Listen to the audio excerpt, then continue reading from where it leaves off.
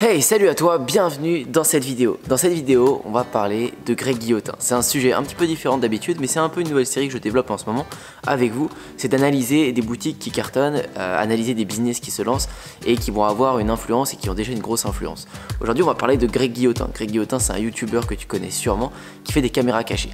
Et je vais te montrer dans cette vidéo pourquoi c'est un génie du marketing et pourquoi tout ce qu'il vient de mettre en place très récemment, ça va faire un carton pour lui, ça doit déjà faire un carton pour lui, et comment tu peux adapter ça à ton business, comment tu peux aussi le répliquer pour toi, pour tes futurs business, tes futures boutiques. Regarde ça, ça va être très intéressant. La première chose qu'il faut savoir sur Greg Guillotin, c'est qu'il a fait un bad buzz il y a, je sais plus, un an et demi, enfin il y a quelques mois, quelques années, il a fait un bad buzz il y a pas très longtemps, où il y a quelques caméras cachées qui ont été décelées comme fausses en fait, vu qu'il y avait des acteurs. Alors il a tout mentionné, il a dit qu'il n'y avait eu que 5% d'acteurs ou j'en sais trop rien, peu importe. Ça n'empêche pas et en rien que ces caméras cachées sont très drôles, ils ont toujours été très drôles. Mais il a fait un bad buzz et ça a beaucoup parlé. Là déjà son premier coup de génie, là où il a été très bon, là où beaucoup d'autres qui ont fait des bad buzz ont été très mauvais, c'est qu'il s'est pas caché et il est pas resté dans sa grotte et il est resté bien au devant de la scène. C'est-à-dire qu'il a fait des vidéos d'explication, il a montré des preuves de partout, il a sorti des making-of, il a fait plein de choses pour montrer qu'au final tout ce qu'il avait fait, tout ce pourquoi on l'accusait avec les acteurs, c'était pas si grave et que ça représentait pas une grosse partie de ses caméras cachées. Et c'est la meilleure chose à faire, de se mettre au devant quand vous avez un bad buzz. La plus facile des choses, c'est de ne rien dire, de ne plus publier de vidéos, de faire le mort pendant 6 mois, 1 an en pensant qu'on va vous oublier, mais ça ne s'oubliera pas et quand vous allez revenir, on va savoir pourquoi vous revenez et on n'aura pas oublié pourquoi vous avez fait un bad buzz. Et la meilleure chose à faire, c'est vraiment de se mettre devant comme il l'a fait, parce que sinon vous donnez raison aux gens qui vous critiquent. Les gens, quand ça va pas, les gens c'est des moutons, ça fait toujours un effet moutonnier, et donc quand quelqu'un va dire c'est pourri ce que t'as fait, t'es qu'une merde et tout ça, plein de gens vont suivre, et plus les gens suivent, plus les gens suivent, donc ça fait une énorme masse de personnes qui vous détestent, et si vous ne prenez pas les devants et ne mettez pas en avant pour dire non je suis pas fautif, ou voici la vérité de ce qui s'est passé, et vous donnez aucune chance de vous rattraper. Et lui il a tout mis en place pour se rattraper, et il pouvait que cartonner, parce qu'il a créé du coup une superbe série. Donc le pire stagiaire, je crois qu'il faisait déjà des épisodes avant, mais là il a mis la barre très très haute avec encore une qualité au-dessus, et il a publié une grande série de vidéos qui ont fait toutes pratiquement plus de 5 millions de vues, 5, 6, 7 millions, c'est énorme pour des vidéos en plus qui durent 20 minutes, 25 minutes, qui sont assez longues à regarder, mais elles sont tellement entraînantes, tellement drôles, tellement bien faites, que ça a cartonné, ça lui a fait passer son bad buzz de la meilleure manière possible et développer une grosse audience. Vous le savez, dans la base du marketing, il faut apporter de la valeur. Apporte de la valeur, les gens vont te le rendre. C'est comme ça que ça marche, c'est comme ça que dans la vie, si tu veux gagner de l'argent, c'est comme ça que ça va fonctionner. Tu donnes, les gens vont te le rendre. Donc, qu'est-ce qu'il a commencé à faire après son bad buzz? Il a donné un maximum. Il a fait la meilleure série, je pense, sur YouTube, la plus drôle, la plus comique, tout le monde l'a vu pratiquement. Et ça a été un énorme succès. Maintenant qu'il a fait ça, à l'intérieur de ça, qu'est-ce qu'il a intégré? Il a intégré du marketing.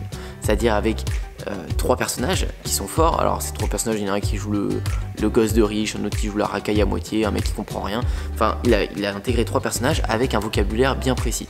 Sur une chaîne YouTube, si vous regardez Thibaut InShape ou d'autres grosses chaînes YouTube, ils ont tous un langage bien précis qui vont décliner. Ce langage, après, il va partir sur tout un marketing sur les vêtements, avec des messages à vêtements, etc. Ça va partir partout. Et c'est ce qu'il a fait en divisant avec 3 personnages en l'espace d'une année.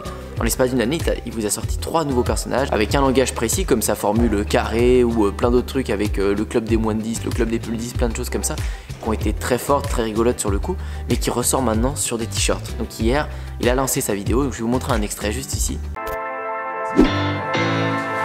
Monsieur Johnny, regardez, qu'est-ce que c'est que ça? Un chausson aux pommes. Ah, d'accord. Super drôle. Un chausson aux pommes. J'aime pas quand on me dit ce que je dois faire. Je préfère faire mes trucs, je fais mes bails, carré. C'est pas carré du tout, c'est rond, c'est ovale, c'est pas carré. Ok, carré. Nous sommes en train de créer une association, les anti-moins de 10. Savez-vous ce que sont les moins de 10? Non. Ce sont les personnes qui gagnent moins de 10 000 € par mois. Vous, au moins, qui êtes probablement moins de 10, vous êtes bien à votre place ici. Toi, si t'as dit que c'est les moins de 10 000 €, ça c'est ton problème. Qu'il serait bon de mettre les moins de 10 en dehors de la capitale. D'accord. Donc comme vous voyez, il ressort les phrases, il ressort même les moments forts pour que dans nos têtes, ça joue sur nos émotions. On vend avec les émotions, on vend pas avec un descriptif produit en disant que le t-shirt il est en coton synthétique de je sais pas quoi. Vous allez vendre avec les émotions. Et là, il vous ressort vos émotions que vous avez eues en regardant un passage de quand il piégeait un pâtissier ou n'importe quoi, avec son club des moins de 10, il vous remet bien ça. Et ensuite, il vous applique le logo sur le t-shirt et il vous dit tiens, tu peux avoir cette émotion tout le temps sur toi avec ce t-shirt. C'est hyper fort. Il a fait un coup de génie au niveau du marketing parce qu'il a tout allié en direct et donc les gens se projettent tout de suite, rentrent dans leurs émotions pour acheter le produit et c'est hyper fort. Et en règle générale, c'est toujours comme ça qu'il faut faire. C'est apporter de la valeur, intégrer du marketing et vendre derrière. C'est pas toujours facile, tout le monde n'a pas une audience, une énorme chaîne YouTube. Là, vous voyez l'exemple de Greg Guillotin et je vous vois déjà venir en vous disant mais moi j'ai pas de chaîne YouTube, je vais pas pouvoir mettre ça en avant et faire exactement la même stratégie. Non, vous pourrez pas faire sûrement la même stratégie exacte, mais vous allez pouvoir faire des stratégies similaires dans la même méthodologie d'apport de valeur pour que votre audience elle vous redonne. Si les gens vont acheter autant chez Greg Guillotin, ce que je suis sûr qu'il y a énormément de ventes qui vont en découler, c'est parce qu'il a fait quelque chose de super, il a créé un super produit en fait, il a créé une superbe série vidéo que plein de gens montrent à leur famille, il y a plein de gens qui passent de bons moments dans cette série vidéo et ça fait rire énormément de personnes, ça touche des faits de société, ça touche plein de choses. Donc c'est normal que les gens vont redonner en achetant ces t-shirts, c'est bien mieux que de faire des dons Tipeee pour des youtubeurs. Les gens vont vraiment adorer continuer cette aventure à travers le textile qu'il propose. Un petit dernier point aussi où il a été bon, c'est qu'il a bien déclenché l'urgence. Vous le savez, quand vous avez un bon marketing, vous avez une bonne offre comme il l'a sur son site est propre, il a fait de belles photos, etc. Il a une bonne offre, là où il a appuyé, c'est sur l'effet d'urgence. Il faut toujours décider les gens à ce qu'ils achètent maintenant. Et donc il a très bien déclenché l'urgence parce qu'il a dit à partir du 19 décembre, je crois, les livraisons sera encore possible pour Noël. Donc c'est très bien, c'est la période de Noël et il sort c'est un argument totalement légitime de dire que si vous commandez maintenant, vous l'aurez avant Noël, vous pourrez l'offrir pour vos cadeaux de Noël. Donc il a été très très bon là-dessus et c'est encore un outil marketing qu'il a utilisé. Donc franchement, respect à lui parce qu'il a fait un bon contenu vidéo, un bon produit, il a aidé des gens à rigoler, il a fait plaisir aux gens et en contrepartie, il sort une super marque de vêtements. Alors, il a aligné plein d'autres arguments que ces vêtements étaient en coton, bio, etc., machin, imprimé en France. Tout ça, c'est très très bien. C'est plein de petits arguments qu'il a passé comme ça pour avoir encore des avantages en plus sur son produit. Mais donc voilà pour son histoire, voilà pour son histoire un peu marketing. J'espère que ça vous a inspiré, que ça va vous donner des idées sur vos business, que vous comprenez vraiment la valeur d'un business long terme.